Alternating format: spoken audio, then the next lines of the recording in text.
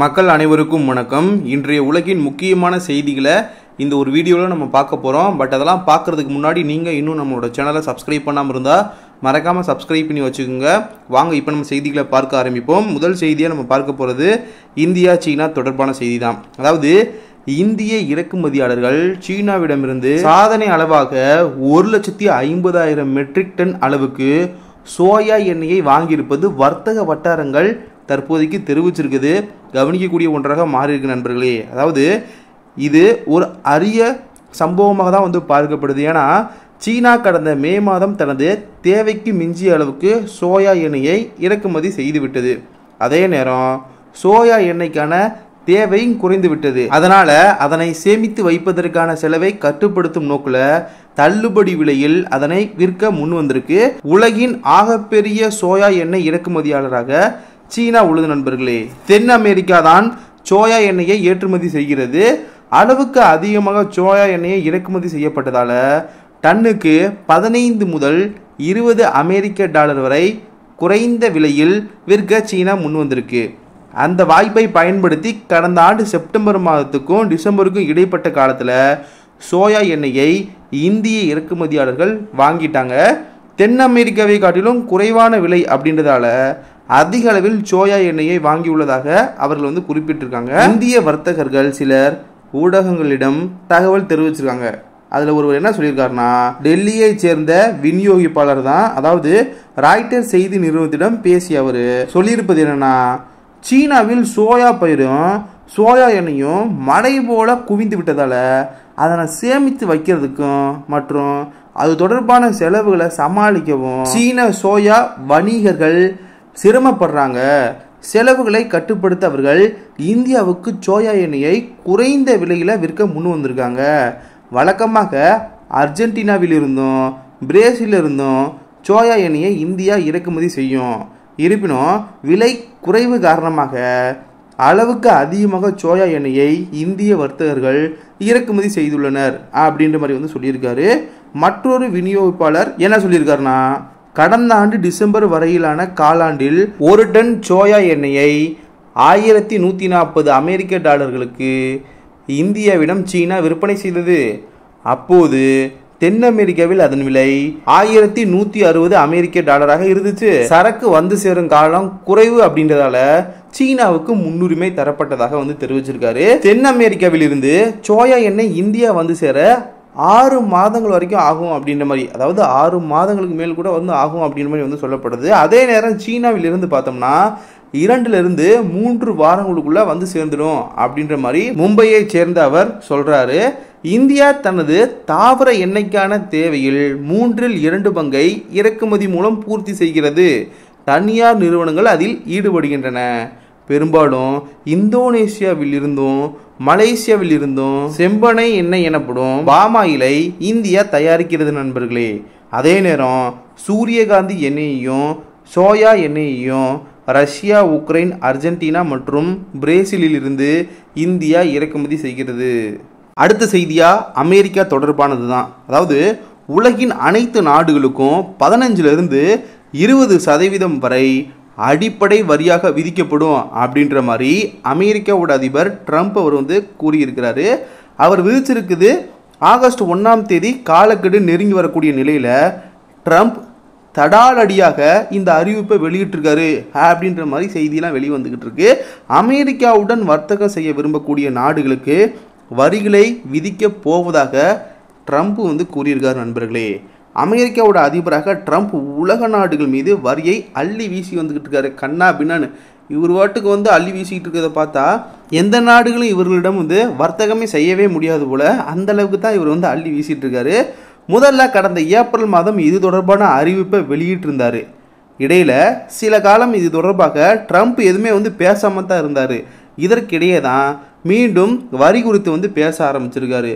இவர் மனுஷன் வந்துட்டாலே வரி வரி வரி இப்படின்ற ஒரு வேலையில தான் முன்பு இருந்தார். இப்பயும் அதை தான் பண்ணுறாரு. இப்படியே பண்ணிக்கிட்டே இருந்தால் இவர்களுக்கு நட்பு நாடு அதிகரிக்குதோ இல்லையோ கண்டிப்பாக எதிரி நாடுகள் நிச்சயமாக அதிகரிக்கும். ஏன்னா அந்த மாதிரி தான் இவர்களுடைய செயல் அப்படின்றது இருந்துக்கிட்டு இருக்கு. அதாவது எந்தெந்த நாடுகள்லாம் அமெரிக்காவுடன் வர்த்தக ஒப்பந்தங்களை மேற்கொள்ளவில்லையோ அந்த நாடுகளிலிருந்து இறக்குமதி செய்யப்படும் பொருட்களுக்கு 15லிருந்து 20% வரைக்கும் வந்து வரி விதிக்கப்படலாம் அப்படின்ற மாதிரியும் வந்து இப்போ ட்ரம்ப் அவர் வந்து கூறியிருக்காரு. மொத்தத்தில் பார்த்தோம்னா இவர் கூட வர்த்தகம் செய்யக்கூடிய நாடாக இருந்தாலும் சரி, இவரை விட்டுட்டு வேற பக்கம் வர்த்தகம் செஞ்சாலும் சரி, யாராக இருந்தாலும் நான் வரியை போட்டே ஆவேண்டா அப்படின்ற மாதிரி தான் இவரோட முடிவு அப்படின்றது இருந்துக்கிட்டு இருக்கு. இதில் பார்த்தோம்னா ஸ்காட்லாந்துக்கு சென்று இருக்கக்கூடிய ட்ரம்ப் அவர் அங்கு பிரிட்டன் பிரதமர் கெய்ர் ஸ்டார்மரை வந்து சந்தித்து வந்து பேசினார். அதை தொடர்ந்து செய்தியாளர்களிடம் பேசிய ட்ரம்ப் வந்து உலக நாடுகள் முழுவதும் நான் ஒன்றை மட்டும் சொல்லிக்கொள்ள விரும்புகிறீங்க, வர்த்தக ஒப்பந்தம் மேற்கொள்ளாத அனைத்து நாடுகளுக்கும் 15 முதல் 20% வரை வரி விதிக்க போகிறேன். நான் கொஞ்சம் நல்லவராக இருக்க விரும்புகிறீங்க, இதன் காரணமாகத்தான் குறைந்த வரி விதிக்க முடிவு செஞ்சுருக்கேன் அப்படின்ற மாதிரி வந்து சொல்லியிருக்காரு. மனுஷன் நல்லவனாக இருக்கும்போதே 15லேருந்து 20% வரி, அதே கெட்டவனானா எந்த அளவிற்கு வரி இருக்கும் அப்படின்றத நீங்களே யோசிச்சு பாருங்கள். அவரே சொல்கிறாப்புல, நான் நல்லவனாக இருக்கனால தான் கொஞ்சம் வரி குறைச்சி விதிக்கினேன், இல்லைன்னா நீங்கள் வேற மாதிரி சந்திப்பீங்க, வேற மாதிரி ஆளை பார்ப்பீங்க அப்படின்ற மாதிரி வந்து சொல்கிறாப்புல. ஆனால் நாசுக்கா சூசமாக வந்து இவர் என்ன தெரியுமா சொல்கிறாரு, எங்களோட வர்த்தக உறவு வைக்காத நாடு தான் இதை பற்றி கவலைப்படணும், யோசிக்கணும், இவ்வளோ வரி வந்து நம்ம மேலே விதிக்க போகிறாங்களே அப்படின்னு. ஆனால் நீங்கள் எங்களோட வர்த்தக உறவு வச்சுக்கிட்டிங்கன்னா நீங்கள் இதை பற்றி கவலைப்பட வேணாம், உங்களுக்கு இதுலேருந்து கொஞ்சம் குறைச்சி சிறப்பாக பண்ணித்தரேன் அப்படின்ற மாதிரி தான் சொல்கிறாரு. ஆக மொத்தத்தில் எங்களோட வர்த்தகத்தை வச்சுக்கோங்க, எங்களோட வர்த்தகத்தை வச்சுக்கோங்க, வர்த்தக உறவு தான் உங்களுக்கு ரொம்ப முக்கியம் அப்படின்ற மாதிரி வந்து நாசுக்கா சொல்கிறார் நண்பர்களே. இதில் கடந்த ஏப்ரல் மாதத்தில் உலக நாடுகள் அனைத்திற்கும் ட்ரம்ப் ஒவ்வொரு வரியை அறிவிச்சிருக்காரு. அதுபோக தனியாக அடிப்படை வரி என அனைத்து நாட்டிற்கும் 10% அறிவிச்சிருக்காரு. இந்த சூழலில் அடிப்படை வரியை தான் 15லிருந்து 20% வரைக்கும் இருக்கும் என்பது போல ட்ரம்ப் வந்து கூறியுள்ளது முக்கியத்துவம் பெறுகிறது. இது சிறிய நாடுகளுக்கும் இது பொருளாதார அழுத்தத்தை ஏற்படுத்தக்கூடும் அப்படின்ற மாதிரி தான் வந்து பார்க்கப்படுகிறது நண்பர்களே. இதே நேரத்தில் ட்ரம்ப் மேலும் என்ன பேசியிருக்காருன்னா, அமெரிக்காவில் வர்த்தகம் செய்ய விரும்பும் நாடுகளுக்கு வரி விதிக்கப்படும், ஏன்னா நீங்கள் எங்களுக்கு எதுவுமே செய்யாமல் சும்மா 200 ஒப்பந்தங்களை கையெழுத்திட முடியாது, அமெரிக்க நலன்களும் முக்கியத்துவம் தரப்படும் அப்படின்ற மாதிரி வந்து சொல்லியிருக்காரு. மொத்தத்தில் எல்லாமே பார்த்தா சுயநலம் தான், சுயநலத்துக்கு மேலே சுயநலம், சுயநலத்திலே ஊறி சுயநலத்திலே இருக்கிறதா வந்து அமெரிக்காவோட வேலையாக காணப்படுது. அதுலேயும் இவர் வந்துட்டார்னா சுயநலத்தின் உச்சமாக இருந்துக்கிட்டு நண்பர்களே. அதாவது மற்ற உலக நாடுகளுக்கு வரி விதிக்கப்படும் அப்படின்னு வந்து சொல்கிறாரு. அதை தாண்டி இவர்களிடம் வர்த்தகம் செய்யக்கூடிய நாடுகளுக்கும் வரி விதிக்கப்படும், என்ன கொஞ்சம் பார்த்து பண்ணிக்கலாம் அப்படின்ற மாதிரி வந்து சொல்கிற மாதிரி காணப்படுது. ஆனால் கண்டிப்பாக வரி உறுதி தான், அதில் எந்த ஒரு மாற்றம் கிடையாது, ஏதோ கொஞ்சம் கொஞ்சம் பார்த்து குறைச்சி போடலாம் அப்படின்ற மாதிரி தான் இவருடைய பேச்செல்லாம் காணப்படுது. இதில் ஆகஸ்ட் 1ஆம் தேதியே காலக்கெடுவாக விதிச்சிருக்காரு. இது வரைக்கும் பிரிட்டன், இந்தோனேஷியா உள்ளிட்ட நாடுகள் மட்டுமே அமெரிக்காவுடனான ஒப்பந்தம், அதாவது இந்த வர்த்தக ஒப்பந்தத்தை இறுதி செஞ்சுருக்காங்க. இந்தியா உட்பட பல நாடுகள் அமெரிக்காவுடன் வர்த்தக ஒப்பந்தங்கள் குறித்து பேச்சுவார்த்தை நடத்தி வந்துக்கிட்டு இருக்காங்க. இந்தியா அமெரிக்கா ஒப்பந்தம் முழு வர்த்தக ஒப்பந்தமாக இருக்காது, இது ஒரு இடைக்கால ஒப்பந்தமாகவே இருக்கும் அப்படின்ற மாதிரி வந்து சொல்லப்பட்டு வந்துக்கிட்டு இருக்கு. ஸோ இந்த ஒரு விஷயம் அப்படின்றது கவனிக்கக்கூடிய ஒன்றாக பார்க்கப்படுது. இந்த ஒப்பந்தம் இறுதியாகிவிட்டதாகவும் விரைவில் கையெழுத்தாகும் அப்படின்ற மாதிரி ட்ரம்ப் கடந்த சில வாரங்களாகவே கூறி வராரு. இருப்பினும் கூட விவசாயம் மற்றும் பால் உள்ளிட்ட துறைகளில் உடன்பாடு எட்டப்படவில்லை அப்படின்ற மாதிரி வந்து சொல்லப்படுது. இந்திய தரப்பில் என்ன சொல்லப்படுதுன்னா, பேச்சுவார்த்தை நடந்து வருதுங்க அப்படின்னு மட்டும்தான் வந்து சொல்லப்பட்டிருக்கு. கடந்த வாரம் தான் ட்ரம்ப் வந்து ஜப்பான் மீது 15%, இந்தோனேஷியா மீது 16%, ஐரோப்பிய ஒன்றியம் மீது 15% என்ற மாதிரியும் வரி விதிச்சிருந்தாரு. ஆனால் இருப்பினும் நம்ம கவனித்து பார்க்க வேண்டியது என்னன்னா, பிரேசில் மற்றும் லாவோஸ் போன்ற சில நாடுகள் மீது 40% மற்றும் 50% என்ற வரை வரிகளை விதித்துள்ளது நினைவு கூறத்தக்கது நண்பர்களே. ஆக மொத்தத்தில் வரி விதிக்கிறதுல நான் தான் கில்லாடி, என்னை மிச்சிக்க ஆளே இல்லை அப்படின்றத அமெரிக்காவோட அதிபர் ட்ரம்ப் அவர் வந்து தொடர்ந்து நிரூபித்து வந்துக்கிட்டு இருக்காரு. அதன் ஒரு பகுதியான வேலையை இப்போ கணக்கச்சிதமாக திட்டம் தீட்டி ஸ்டார்ட் பண்ணிட்டதாகவும் வந்து காணப்படுது நண்பர்களே. அடுத்ததாக மிக முக்கியமான ஒரு இன்ட்ரெஸ்டிங்கான விஷயத்தை நம்ம வந்து பார்க்க போகிறோம். என்னென்னா, உலகம் முழுவதும் கட்டப்பட்ட ஆயிரக்கணக்கான அணைகள் பூமியின் சுழற்சி அச்சு மற்றும் துருவங்களை 1 மீட்டர் அளவுக்கு நகர்த்தியுள்ளது அப்படின்ற மாதிரி ஹார்வர்டு பல்கலைக்கழக ஆராய்ச்சி குழுவின் புதிய ஆய்வு கண்டறிந்துள்ளது நண்பர்களே. இந்த அதிர்ச்சியூட்டப்படக்கூடிய கண்டுபிடிப்புகள் மனித செயல்பாடுகள் நம் பூமியில் ஏற்படும் தாக்கத்தின் தீவிரத்தை வெளிப்படுத்துகிறது. இதில் நம்ம 1835ஆம் ஆண்டிலிருந்து 2011ஆம் ஆண்டு வரைக்கும், அதாவது இந்த இடைப்பட்ட காலத்தில் நம்ம வந்து பார்க்கும்போது உலகம் முழுவதும் சுமார் 7000 அணைகள் கட்டப்பட்டிருக்கு நண்பர்களே.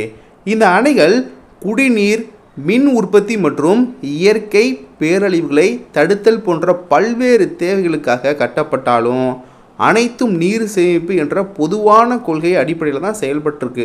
குறிப்பாக சொல்லணும்னா நமக்கு தேவை வந்து குடிநீர். அதுபோக அதன் மூலமாக ஏதாவது கூடுதல் பலனாக அனுபவிக்க முடிஞ்சால் அனுபவிச்சுக்கலாம். பட் நமக்கு தேவை நீர் சேமிப்பு அப்படின்றத நோக்கமாக கொண்டு தான் வந்து செயல்பட்டுருக்காங்க. இந்த நீர் சேமிப்பு வந்து பூமியின் குறிப்பிட்ட சில பகுதியில் எடையை வந்து அதிகரிச்சிருக்கு. அமெரிக்க புவி இயற்பியல் சங்கத்தின் சஞ்சிகையில் ஜூலை 2025 இதழில் வெளியிட்ட ஒரு கட்டுரையில் 20ஆம் நூற்றாண்டில் உச்சத்தை எட்டிய அணை நீர் சேமிப்பானது நமது பூமி சுழல் அச்சில் இருந்து துருவங்களை கிட்டத்தட்ட 1 மீட்டர் அளவுக்கு நகர்த்திருக்கு அப்படின்ற மாதிரி வந்து கூறுது நண்பர்களே. இந்த நிகழ்வு உண்மை துருவ அலைவு அப்படின்ற மாதிரி வந்து அழைக்கப்படுது. அணைகளின் கட்டுமான ஒப்பீட்டளவில் குறைந்த புவி இயற்பியல் விளைவுகளை ஏற்படுத்தினாலும் உலகம் முழுவதும் அவை பெரும் அளவில் கட்டப்படுவது கடல் நீர் மட்டங்களிலும் பரவலான விளைவுகளை ஏற்படுத்தியிருக்கு. ஆராய்ச்சி தலைவர் நடாசா வலேன்சிக் என்ன சொல்கிறாங்கன்னா, இந்த ஆராய்ச்சி 2 வகையில் முக்கியத்துவம் பெறுது. முதலாவதாக மனித செயல்பாடுகள் நாம் வாழும் பூமியை எவ்வாறு பாதிக்கிறது என்பதை வந்து உணர்த்துது. இரண்டாவதா காலநிலை மாற்றத்தில் மனிதர்களின் செயல்கள் ஏற்படுத்தும் விளைவுகள், அதிலும் குறிப்பாக கடல்களில் ஏற்படுவது என்று AGU அறிவியல் போர்ட்டலில் விளக்கம் அளிச்சிருக்காரு. இந்த ஆய்வு கடந்த 180 ஆண்டுகளில் கட்டப்பட்ட நவீன அணைகளை மையமாக கொண்டு மேற்கொள்ளப்பட்டது. உலகம் முழுவதும் கட்டப்பட்டிருக்க அணைகளில் 6862 பெரிய அணைகள் மற்றும் அவற்றின் நீர் சேமிப்பு முறைகள் இந்த ஆய்வில் பகுப்பாய்வு செய்யப்பட்டன. துருவங்கள் 1 மீட்டர் நகர்வதால் புதிய பனியுகம் ஏற்பட போவதில்லை என்பது தெளிவாகிறது என்று வலேன்சிக் விளக்கினார். கோள்களில் சில பகுதிகளில் அமைந்துள்ள அணைகளின் கூடுதல் எடை பூமியின் சுழற்சியில் எப்படிப்பட்ட தாக்கத்தை ஏற்படுத்தியது என்பதை புரிந்து கொள்ள விரும்பினோம் என்று அவர் வந்து கூறினார். உலகெங்கிலும் உள்ள அணைகளில் இருந்து சேகரிக்கப்பட்ட தரவுகளை பயன்படுத்தி தான் இந்த ஆய்வு துருவ பெயர்ச்சி அல்லது துருவ நகர்வை எவ்வளவு பாதித்தன மற்றும் அணைகள் கடல் மட்டங்களை எவ்வாறு பாதித்தன ஆகிய 2 கேள்விகளுக்கும் பதிலளிக்க முடிந்தது. ஆராய்ச்சி குழுவின் கூற்றுப்படி டஜன் கணக்கான பிற தரவுகளுடன் சேமிக்கப்பட்ட நீரின் அளவு மற்றும் அணைகளின் இருப்பிடம் அவர்கள் பகுப்பாய்வு செஞ்சுருக்காங்க. பூமியின் வெளிப்புற அடுக்கில் கூடுதல் எடை சுமத்தும் போது அது பூமியின் காந்த புலம் அமைந்துள்ள உள் அடுக்கை விட வித்தியாசமாக சுழலும் அப்படின்ற மாதிரி விஞ்ஞானிகள் சுட்டி காட்டியிருக்காங்க. இங்குதான் துருவங்களுக்கும் பூமியின் சுழற்சி அச்சுக்கும் இடையிலான வேறுபாடு ஏற்படுகிறது. விஞ்ஞானிகள் அணைகள் கடல் மட்டங்களில் ஏற்படுத்தும் தாக்கத்தையும் ஆய்வு செய்தனர். கடல் நீர் மட்டம் உயர்வை கணக்கிடும்போது நீர் தேக்கங்களையும் கருத்தில் கொள்ள வேண்டும் என்பதை ஆராய்ச்சி முடிவுகள் சுட்டிக்காட்டப்படுகின்றன அப்படின்ற மாதிரி வலேன்சிக் கூறினார். 20ஆம் நூற்றாண்டில் கடல் மட்டங்கள் சராசரியாக 12 முதல் 17 சென்டிமீட்டர் வரை உயர்ந்தன. ஆனால் அணைகள் இந்த அளவில் கால் பங்கை தடுத்து நிறுத்தின என்று இந்த ஆராய்ச்சி கூறுகிறது. உலகம் முழுவதும் கடல் நீர் மட்ட உயர்வு ஒன்று போல் சீராக நிகழவில்லை என்பதை கருத்தில் கொண்டால் இது ஒரு குறிப்பிடத்தக்க எண்ணிக்கையாகும் அப்படின்ற மாதிரி விஞ்ஞானி மேலும் வந்து கூறியிருக்காரு. அணைகள் மற்றும் நீர்த்தேக்கங்கள் அமைந்துள்ள இடத்தை பொறுத்து கடல் மட்ட உயர்வின் வடிவியல் மாறும். இது நாம் கருத்தில் கொள்ள வேண்டிய மற்றொரு அம்சமாகும். ஏனெனில் இந்த மாற்றங்கள் மிகவும் குறிப்பிடத்தக்கதாக இருக்கலாம் நண்பர்களே. சரி, அவ்வளவுதான் நண்பர்களே, இன்றைய செய்திகள் நிறைவடைந்தது. இந்த செய்திகளை பற்றிய உங்களுடைய கருத்து வரவேற்கப்படுகின்றது. இது போன்று பல்வேறு விதமான செய்திகளை நீங்கள் தினமும் தெரிஞ்சுக்கணும்னு நினச்சா மறக்காமல் இன்ஃபர்மேட்டிவ் பாயை சப்ஸ்கிரைப் பண்ணுங்கள். நாளைக்கு இன்னொரு புது வீடியோவில் நான் உங்ககிட்ட வந்து பேசுகிறேன். நன்றி நண்பர்களே. ஜெய்ஹிந்த்.